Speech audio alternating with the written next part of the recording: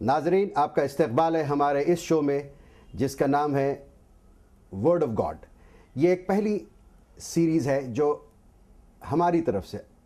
عادل محمد blog کی طرف سے ایک نئی کوشش کی جا رہی ہے، جس کے ذریعے سے ہم انسانیت کو اللہ تعالیٰ کے دیے ہوئے کلام اور آدم علیہ السلام سے لے کر پروفٹ محمد صلی اللہ علیہ وسلم تک جو تعلیمات اللہ تبارک و تعالیٰ نے انسانیت کی ہدایت کے لیے اور انسانیت کی بقا کے لیے جو تعلیمات اللہ تبارک و تعالیٰ نے دیے ہیں، ان تعلیمات کو سمجھنے کی یہ کوشش ہمارے اس پروگرام سے، جس کا نام ہے ورڈ آف گاڈ، اللہ کا کلام۔ میں آج ایک بہترین شخصیت سے جڑنے والا ہوں جن کا نام ہے واسع نعمانی صاحب، جو ایڈوکیٹ ہیں سپریم کورٹ کے۔ ایک ایسی مثال ہے جو قرآن مجید کی طرف، حالانکہ یہ ایڈوکیٹ ہیں سپریم کورٹ کے، انہوں نے اپنی کوشش سے قرآن کی طرف اپنی قربت کو جو محسوس کیا اور قرآن کی طرف جو سمجھنے کی کوشش کی، اس کی جو نظریاتی ان میں تبدیلی آئی ہے اور جو انہوں نے حاصل کیا، اس کے بارے میں ہم جانیں گے۔ اور یہ جو ایپیسوڈ ہے، اس میں ہم سائنس اینڈ قرآن، سائنس اور قرآن کو سمجھنے کی، سائنس اور قرآن کا کیا نسبت ہے، کیا ریلیشن ہے، اس کو جاننے کی کوشش کریں گے۔ میں استقبال کرتا ہوں واسع نعمانی صاحب کا۔ نعمانی صاحب، آپ کا بہت شکریہ میرے اس شو میں جس کا نام ہے ورڈ آف گاڈ، اللہ کا کلام، اور یہ عادل محمد بلاگ، میرا جو بلاگ ہے، اس کی پیشکش ہے، اور یہ پہلا ایپیسوڈ ہے ہمارے لیے۔ بہت خوشی کی بات ہے کہ آپ جیسی ہستی جو قرآن سے بے انتہا محبت کرتے ہیں، آپ نے قرآن کو حفظ کرنے کی بھی کوشش کی ہے۔ آپ خود ایک قاری رہے ہیں، لیکن اس کے باوجود آپ دنیاوی اعتبار سے ایک بہت کامیاب سپریم کورٹ کے ایڈوکیٹ ہیں۔ نعمانی صاحب، آپ مجھے بتائیے کہ آپ کے احساسات قرآن کی طرف کھچاؤ جو آپ کا تھا، وہ کس طریقے سے ہوا؟ دیکھیے، قرآن شریف تو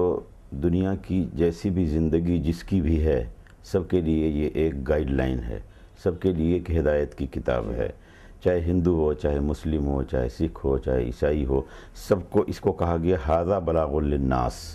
یعنی یہ کتاب انسانیت کے لیے، ہدایت کے لیے ہے۔ تو انسانیت میں ہر ایک آدمی اس میں شامل ہو جاتا ہے، تو جو بھی اس قرآن کریم کو اس نظریے سے پڑھتا ہے، اس کو ہدایت ضرور ملتی ہے۔ اس قرآن کا جو معجزہ ہے وہ سب سے بڑا یہ ہے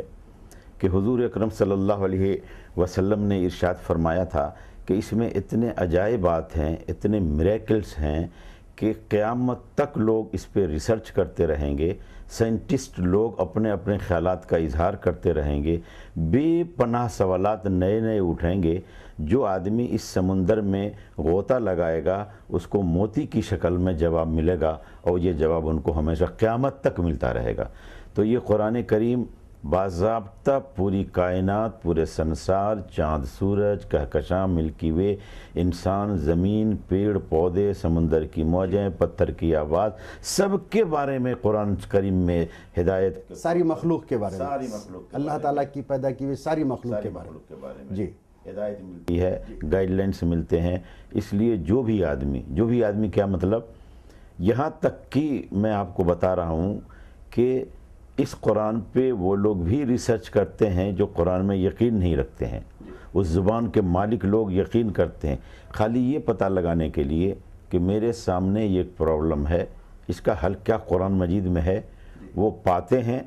اور پا کر پھر اسی کو نمائندہ بنا کر بنیاد بنا کر ریسرچ میں آگے بڑھتے ہیں۔ جیسے ڈاکٹر کیتھ مور، مولیس وکیلے، تاگاسن نے ایک بات کہی تھی اپنے جونیئر سے، اپنے معاونین ڈاکٹر سے، کہ وہ لوگ جو سائنس کے کسی بھی عنوان پہ ریسرچ کرنا چاہتے ہیں وہ پہلے یہ تلاشیں کہ کیا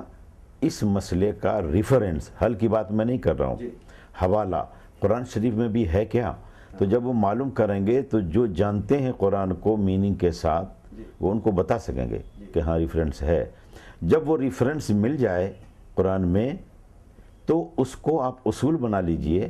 نظریہ بنا لیجئے، اور تب اپنے ریسرچ کو اگر آگے بڑھائیں گے تو آپ کو رزلٹ حاصل کرنے میں آسانی ہوگی، ریسرچ ورک کرنے میں آسانی ہوگی، اور آپ کو اپنے مدعا، اپنے نتیجہ کو حاصل کرنے میں آسانی ہوگی۔ یہ کیتھ مور کی بات میں کر رہا ہوں جو دنیا کا بہت بڑا ایمبرائیولوجی کا بہت بڑا سائنٹسٹ، بہت بڑا ڈاکٹر ہے۔ اب آپ نے ایک نئی بات چھیڑ دی، اور یہ بات میں ایکسپیکٹ کر رہا تھا کہ ہمارے شو کے ایڈوانس سٹیجز میں آئے، لیکن اب کیونکہ یہ بات آ گئی ہے تو میں آپ سے یہ پوچھنا چاہوں گا کہ اللہ تبارک و تعالیٰ نے پروفٹ محمد صلی اللہ علیہ وسلم پر 1400 سال پہلے اس قرآن مجید کو نازل کیا۔ یہ ہم یہ بھی جانتے ہیں کہ مسلمانوں نے اقتدار کی عروج کو دیکھا، ہم یہ بھی جانتے ہیں کہ مسلمانوں میں کئی سائنسدان تھے، ہم یہ بھی جانتے ہیں کہ ہمارے پاس رسوخ کی، اکنامک گروتھ کی کوئی کمی نہیں تھی، نہ تب تھی نہ آج ہے۔ لیکن آپ نے ابھی میں نے نوٹس کیا کہ آپ نے جن ناموں کو یہاں پر گنایا ان میں سے کوئی بھی مسلمان نہیں ہے۔ تو میں آپ سے سوال کروں گا کہ کیا وجہ رہی ہے کہ مسلمانوں میں وہ شدت سے قرآن کی طرف کھنچاؤ اسپریچول اینڈ ریچول سے ہٹ کر جو سائنٹیفک امپیکٹس ہیں، سوشل امپیکٹس ہیں، اس پہ کہیں چوک ہو گئی ہے امت سے؟ آپ سمجھتے ہیں؟ عادل بھائی، آپ نے جو سوال کیا ہے یہی سب سے اہم سوال ہے، قرآن اور قرآن سے متعلق، قرآن کے ماننے والوں سے متعلق، قرآن پہ تنقید کرنے والوں سے متعلق، یہ بہت اہم سوال ہے۔ دیکھیے، جب تک اور جو لوگ قرآن کو مان کر اپنی زندگی کو گزارتے رہے، ریسرچ ورک کرتے رہے، اس وقت تک انہیں ایسے ایسے عجائبات معلوم ہوئے، ایسی کرشمہ سازی ان کو معلوم ہوئی کہ دنیا کے بڑے بڑے سائنسدانوں کی حیثیت سے جانے گئے۔ مسلمانوں میں بہت سے سائنسداں ایسے گزرے ہیں جس کے بارے میں ایک کتاب ہے محاذرات قرآنی، اس کتاب میں یہ ریفرنس دیا گیا ہے کہ جو بڑے بڑے سائنسی کارنامے ہیں، روشنی کی رفتار، روشنی کو سیدھی لائن میں چلنے کا، چشمہ کے ایجاد کا، اسی طریقے سے میڈیکل سرجری میں ایکوپمنٹس استعمال کرنے والوں کا، کیمیکل بہت سے فارمولے کے ایجاد کرنے کا، مسلم سائنسدانوں نے کیے، مگر جو اس میں اہم بات ہے کہ یہ سب مسلم سائنسداں کمپلسریلی یا تو عالم ہوتے تھے یا حافظ ہوتے تھے، قرآن سے رہنمائی لیتے تھے، اور جب تک قرآن سے رہنمائی لیتے رہے، اس میں تو یہ کہا گیا کہ بڑے بڑے سائنٹسٹ جس کو دنیا نے پیدا کیا اس میں سے سب کے سب، یا کم سے کم احتیاط کے طور پر کہہ سکتے ہیں 99% لوگ حاملین قرآن ہوتے تھے، قرآن کو فالو کرتے تھے، یعنی کہ عالم ہوتے تھے، فاضل ہوتے تھے، قاری ہوتے تھے، اور تب ان کو وہاں سے روشنی ملتی تھی نئے نئے ریسرچ کرنے کا۔ ہماری بدقسمتی یہ ہے کہ نہ ہم سائنس کو ٹھیک سے پڑھ پاتے ہیں، نہ ہم قرآن کو ٹھیک سے پڑھ پاتے ہیں، اسی لیے بیچ میں ہم ادھر سے ادھر پنڈولم کی طرح گھوم رہے ہیں۔ اگر سائنس کو پڑھائیں گے، سائنسی فارمولے کو لائیں گے، تو آپ کو حوالہ ملے گا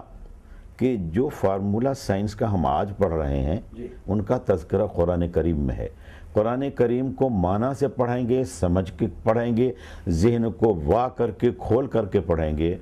تو قرآن کی آیات سے معلوم ہوگا آپ کو کہ اس میں یہ میریکلز ہیں۔ سائنس نے جن چیزوں کو پتہ لگا لیا ہے اس کا حوالہ قرآن مجید میں موجود ہے، اور ابھی قیامت تک جو ریسرچ کرنا ہے وہ بھی راز اسی قرآن شریف سے آشکار ہوں گے۔ تو اس وقت کے جو قرآن کے ماننے والے لوگ ہوتے تھے، عالم فاضل ہوا کرتے تھے، وہ سائنٹسٹ بھی ہوتے تھے، اور سائنٹسٹ ہونے کی وجہ سے قرآن کو سمجھنے میں آسانی ہوتی تھی، اور قرآن کے ماننے والے چونکہ ہوتے تھے اس لیے سائنسی انکشافات ان کے ذہن میں ہوتے تھے اور مکمل طور پر سائنس کے موجد قرار دیے گئے۔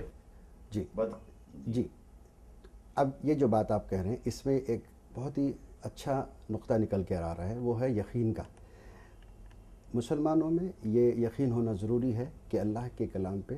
اس کو پوری طریقے سے مکمل ایمان ہو، یقین ہو۔ اسی طریقے سے اللہ کی ذات پہ، نبیوں پہ، آخری نبی محمد صلی اللہ علیہ وسلم پہ، یعنی ہر حرف اور ہر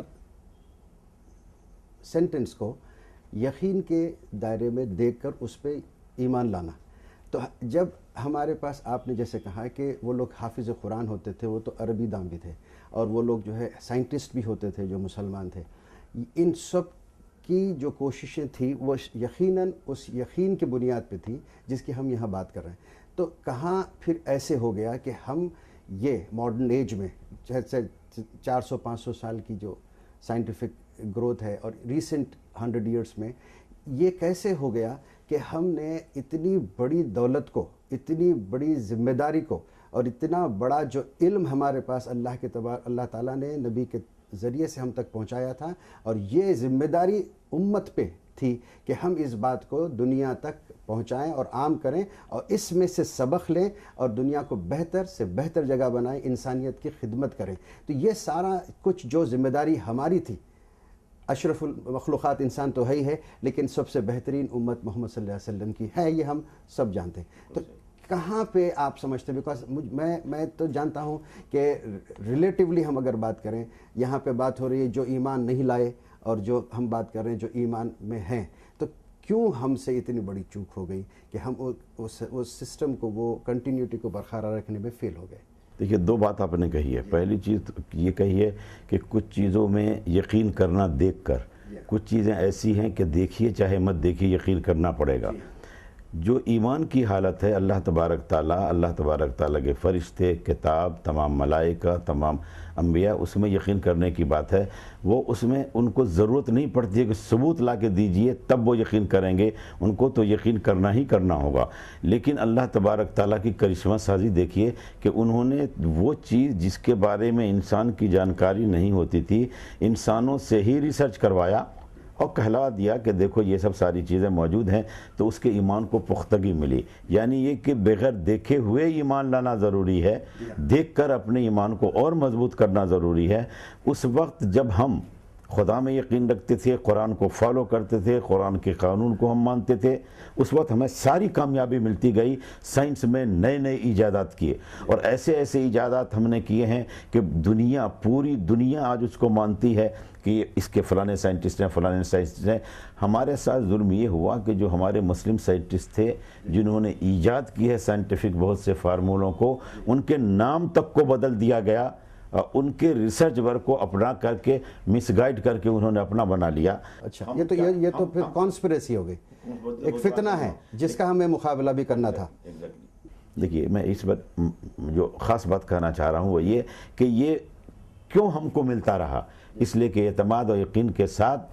خدا میں، قرآن پاک میں بھروسہ کر کے ہم ریسرچ کرتے رہے، اس لیے بڑے سائنسداں پیدا ہوئے۔ جب سے دھیرے دھیرے ہم نے اپنا اعتقاد کو کمزور کیا، قرآن میں یقین کم کر دیا، قرآن کے قوانین کو فالو کم کرنا شروع کیا، تو اس کے وقت سے جو دولت اللہ تبارک تعالیٰ کی ہے، سائنس کا کام کیا ہے؟ سائنس اس راز کو بتاتی ہے جس کو صرف خدا جانتا ہے، جس کا علم انسان کو کبھی نہیں ہو سکتا۔ پر میں ایک بات کہنا چاہوں گا، اللہ تبارک تعالیٰ کام لیتا ہے تمام انسان سے۔ قرآن شریف میں کہا علم الانسان ما لم یعلم، ہم نے انسان کو وہ سکھایا جو وہ جانتا نہیں تھا۔ نیوٹن کو وہ سکھایا وہ جانتا نہیں تھا، آئنسٹائن کو جو سکھایا جو وہ جانتا نہیں تھا، جیمز جین کو وہ سکھایا وہ جانتا نہیں تھا، ٹولمین کو وہ سکھایا جو وہ جانتا نہیں تھا، گرین فیلڈ کو وہ سکھایا وہ جانتا نہیں۔ کیوں؟ اس لیے کہ اللہ تبارک تعالیٰ یہ کہتا ہے، صوفیہ کا قول ہے، کنت کنزا مخفیا فاردت ان اعرف فخلقت خلقا۔ صوفیہ نے اس میں یہ بات کہی ہے، اللہ تبارک تعالیٰ تو ایک پوشیدہ خزانہ کی ذات تھی ان کی، اللہ نے چاہا کہ وہ پہچانے جائیں تو کائنات کی تخلیق کر دی۔ اللہ तबारक ताला क्या कहता है, ذات को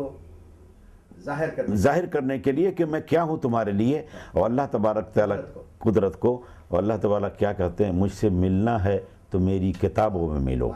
यानी तौरात पढ़ो, इंजील पढ़ो, ज़बूर पढ़ो, जो आयत उनकी सही हैं अभी तक उसको पढ़ो, या फिर मेरी किताब जो कुरान करीम है, आखिरी किताब है, उसको पढ़ो, मैं तुम्हें मिलूँगा। मुझसे मिलना है तो मेरी किताबों में मिलो। हमने कुरान को पढ़ना, किताब को पढ़ना, समझना, उस पर रिसर्च करने, कोई अपना सब कुछ छोड़ दिया। तो जो गाइडेंस कितना है, बड़ा अलमिया है, कितनी बड़ी सोच की ज़रूरत है, यहाँ पे इंट्रोस्पेक्शन की ज़रूरत है। नुमानी साहब, यहाँ पे मैं एक छोटा सा ब्रेक लूँगा, वापस आने के बाद मैं आपसे पूछूँगा आपका जो सब्जेक्ट है कुरान एंड साइंस, वो जो सिमिलैरिटीज़ हैं, जो आज कुरान में जो आयतें थीं और आयतें मौजूद हैं जो अल्लाह के कलाम है, उसकी रोशनी में साइंस की जो तरक्की हुई है, वो सिमिलैरिटीज़ को मैं आपकी जो मेन आपका जो फोटे है उसको जानने की कोशिश करूँगा। मैं अभी लौट कर आऊँगा, आप कहीं जाइएगा नहीं।